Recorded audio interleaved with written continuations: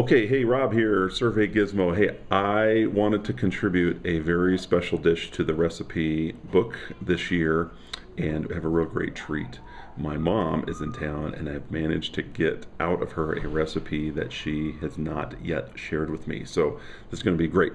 So without further ado, let me introduce you to Mom. Hi, I'm Mom. Hi, Mom. Mom, let's talk a little bit about what we're doing today here.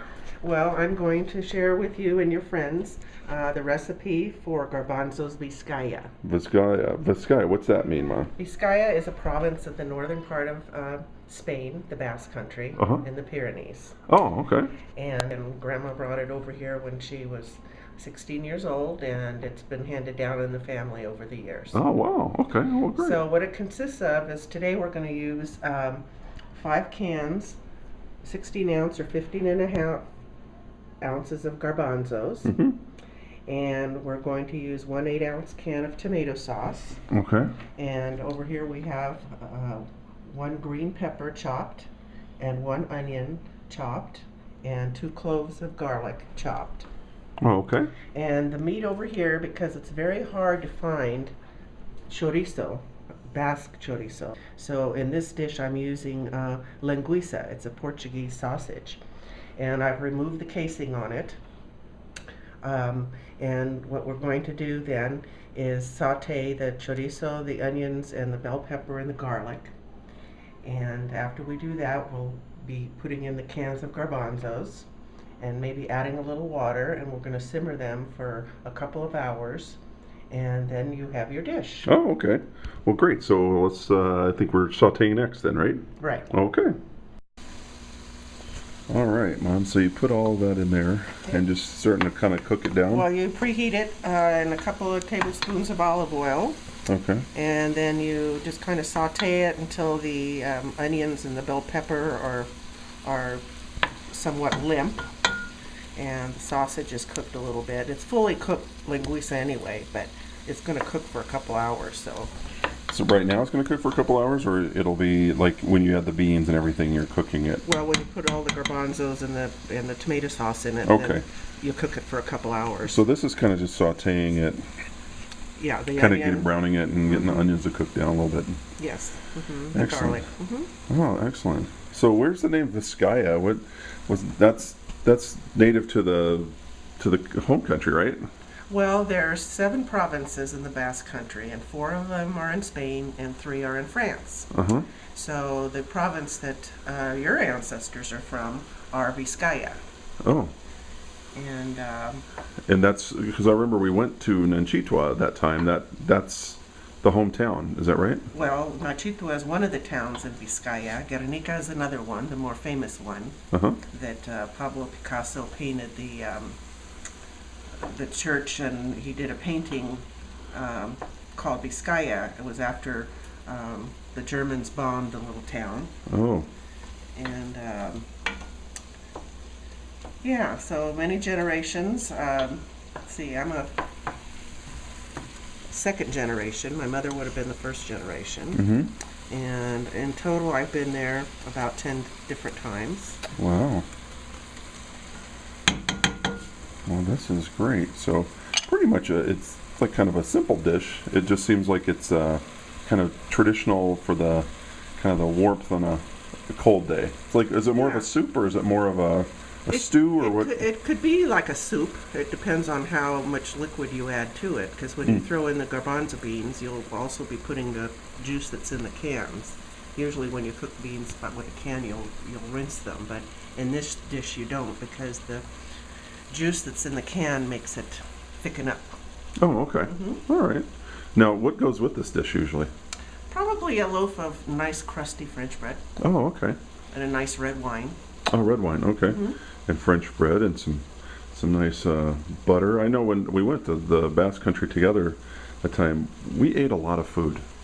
Yes, they do eat a lot of food. There was a lot of food. It was like 2 in the afternoon, and I've never eaten so much at 2 in the afternoon. So, well, great. Well, we'll let this cook down, and then we'll come back when we're adding the beans in. All right, so we've kind of cooked it down a little bit. And the reason I don't use dried garbanzos is because when I did one time, you had to let them soak, but even though they soaked and cooked for hours, they still were as hard as marbles. So you just take your garbanzos like this, and So you're not straining them out or anything. You put the liquid and everything right right, there. because it'll thicken it up. Yeah. Great. So five cans of garbanzos. How many? What kind of serving size is that? You mean people-wise? Yeah, just like why 5 cans? I don't know, because I like the number 5. Classic Basque recipe, right? Just make up stuff as we go. Well, any good Basque cook doesn't measure anything. Oh, really? They do a little bit of this and a little bit of that. That's right. Well, yeah, because I remember I asked you for a recipe for something once, and it was it took you for a while to get it to me. I think it had never been written down.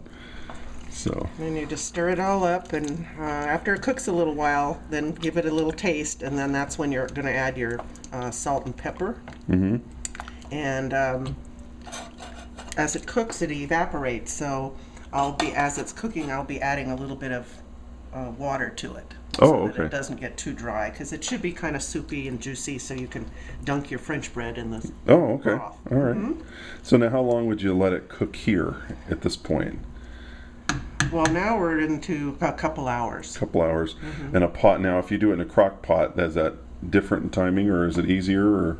Well, a crock pot, what you want to do though is you want to saute the meat and the onions and everything before in a pot, and then put that in the crock pot, and then add all your garbanzos and everything. Oh, okay. And you can do it like the night before and just cover it, put it on low, and in the morning You're ready to go? you're ready to go. Okay. Oh, that's wonderful. That's so good. And so then it's just salt and pepper to taste. Right. Okay. Now, if you were able to get some chorizo, that has a little spicy in it, but I use linguiça, or you can use calabasa sausage, but Okay. always take the casing off, otherwise they shrivel up. Okay. The meat shrivels up. Okay. Well, excellent. All right. So I guess we'll let that cook there a couple hours, and we'll come back and Give it the taste test. give it the taste test. All right. Yes.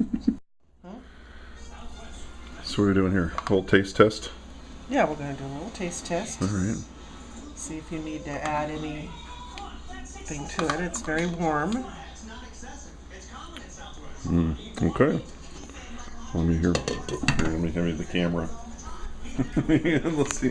What do I do? I'm gonna turn it around the other way. There you go. Okay. Okay. Proofs in the It's pudding. hot. It's hot. Oh wow. What am I tasting for? If it needs salt and pepper, is it perfect? Mom, that doesn't need anything. That's wonderful. Okay. And if you wanted it really extra spicy, you could put some hot sauce in it, if, you know. Wow, that linguiça sure adds a nice kick to it. You use linguiça or did you use chorizo? I use linguiça. Okay. All right. Wow. So we're just tasting now, or are we eating dinner yet? We're not eating yet. We're just tasting for salt and pepper. Sorry. Okay. All right. So how much longer until it's done? Oh, probably another hour or two.